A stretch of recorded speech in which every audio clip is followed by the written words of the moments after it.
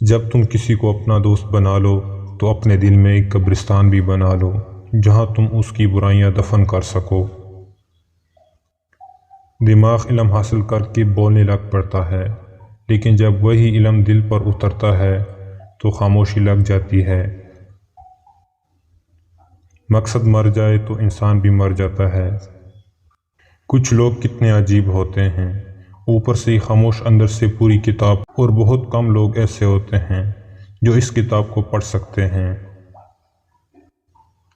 خامی چھپانے کا اصل طریقہ یہ ہے کہ خامی کو دور ہی کر دو۔ ضرورت کے لیے اللہ کو پکارنے والا دونوں حالتوں میں اللہ کو بھول جاتا ہے۔ ضرورت پوری ہو جائے تب بھی چھوڑ دے گا، ضرورت پوری نہ ہو تب بھی چھوڑ دے گا۔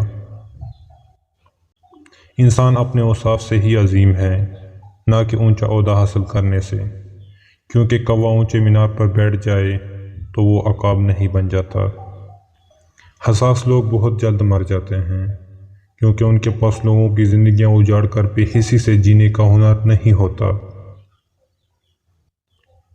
خواہشیں پالنا آسان ہے، مگر پانا مشکل ہے، اور پا کر ان پر مطمئن رہنا بہت مشکل ہے۔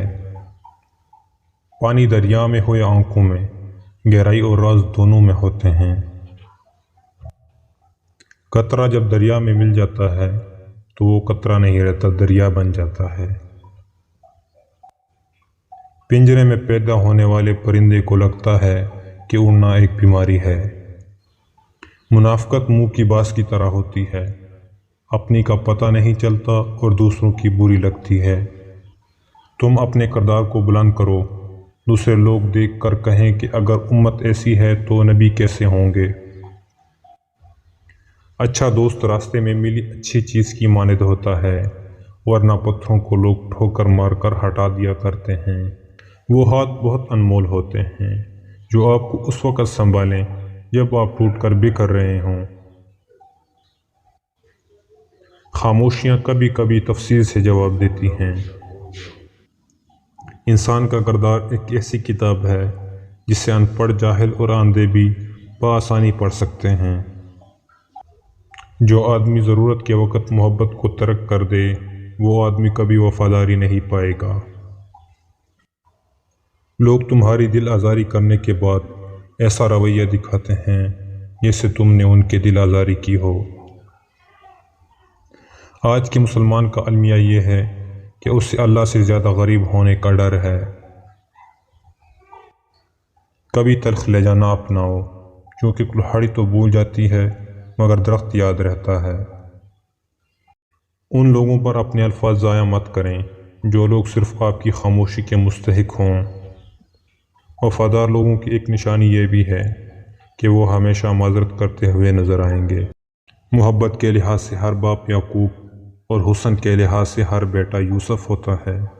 وہ گدھا جس پر کتابوں کا بوجھ لدا ہو اس شخص سے بہتر ہے جو سمجھے بغیر الفاظ دہراتا ہو۔